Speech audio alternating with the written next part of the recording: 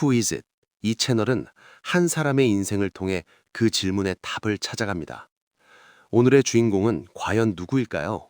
당신이 잠든 사이에도 돈이 일하게 하라. 그렇지 않으면 죽을 때까지 일해야 한다. 이 말을 처음 들었을 때 사람들은 고개를 갸웃합니다.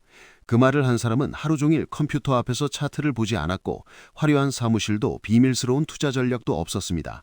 그는 여전히 같은 집에 살고 같은 햄버거를 먹으며 단 한 번도 부자의 삶을 과시하지 않았습니다. 하지만 그는 세계에서 가장 성공한 투자자입니다. 그의 이름은 워런 버핏. 1930년 미국 네브라스카 오마하. 대공황의 그림자가 여전히 남아있던 시절 한 소년이 태어납니다. 그의 아버지는 주식 중개인이었고 집안에는 늘 숫자와 경제 이야기가 떠돌았습니다.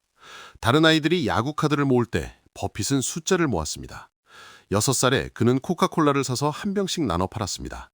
11살, 그는 처음으로 주식을 삽니다. 3장, 주당 $38. 하지만 주가는 곧 떨어졌습니다. $27까지.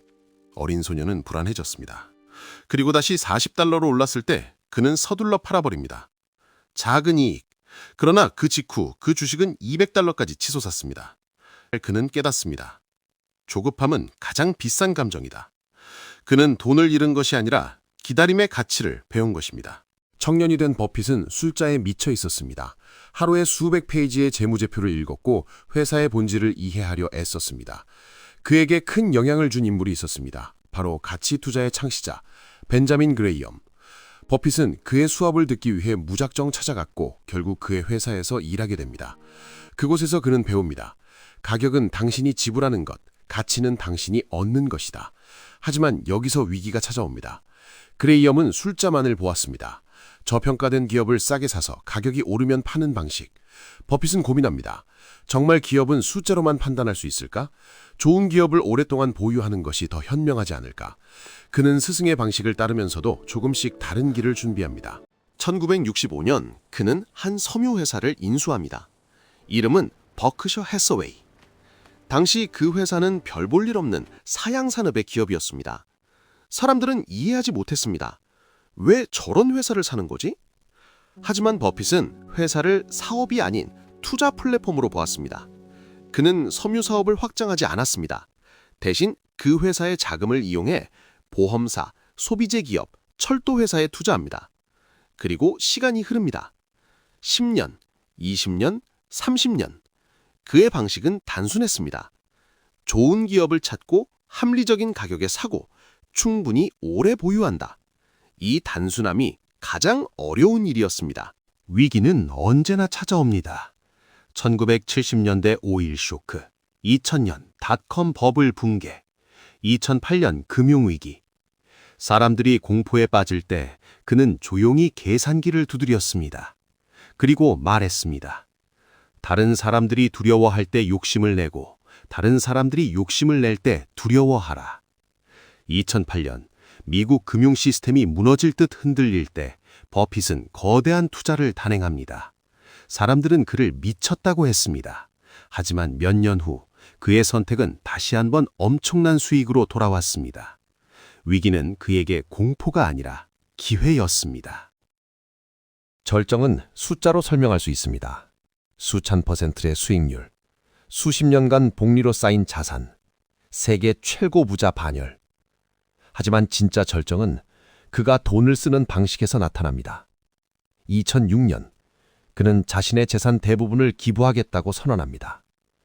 그가 평생 모은 돈은 그의 자녀가 아닌 사회로 향합니다. 그는 말합니다. 나는 단지 자본 배분을 잘했을 뿐이다. 그의 집은 여전히 오마하에 있습니다. 1958년에 산 집, 지금도 그곳에 살고 있습니다. 그에게 돈은 목표가 아니라 결과였습니다. 우리는 종종 묻습니다. 어떻게 그렇게 성공할 수 있었을까? 천재였을까? 특별한 비밀이 있었을까? 어쩌면 그의 가장 큰 재능은 평범함을 지키는 능력이었는지도 모릅니다. 과도한 욕심을 부리지 않는 것, 남들이 흔들릴 때 흔들리지 않는 것, 자신이 이해하는 것에만 투자하는 것. 단순하지만 대부분이 지키지 못하는 원칙. 그는 하루의 대부분을 지금도 책을 읽으며 보냅니다. 화려하지 않은 삶, 그러나 누구보다 단단한 삶. 만약 11살의 그 소년이 27달러까지 떨어진 주식을 보고 시장을 떠났다면 우리는 오늘 이 이름을 알지 못했을지도 모릅니다. 한 번의 조급함에서 배운 교훈, 그 작은 깨달음이 세계를 바꿨습니다. 돈을 버는 기술보다 기다릴 줄 아는 태도. 워런 버핏은 돈의 마술사가 아니라 시간의 편에 선 사람이었습니다. 그리고 어쩌면 그가 진짜로 투자한 것은 기업이 아니라 신뢰였는지도 모릅니다. 지금 이 순간에도 어딘가에서 누군가는 조급해하고 누군가는 두려워합니다. 그리고 어딘가에서 한 노인은 조용히 책장을 넘기고 있을 겁니다. 시간이 흐르면 결국 진짜 가치는 드러난다는 것을 알고 있기 때문입니다.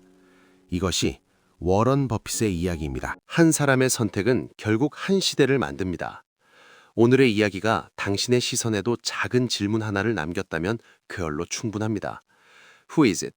다음 영상에서는 또 다른 인물의 삶을 통해 다시 질문을 이어가겠습니다. 시청해 주셔서 감사합니다.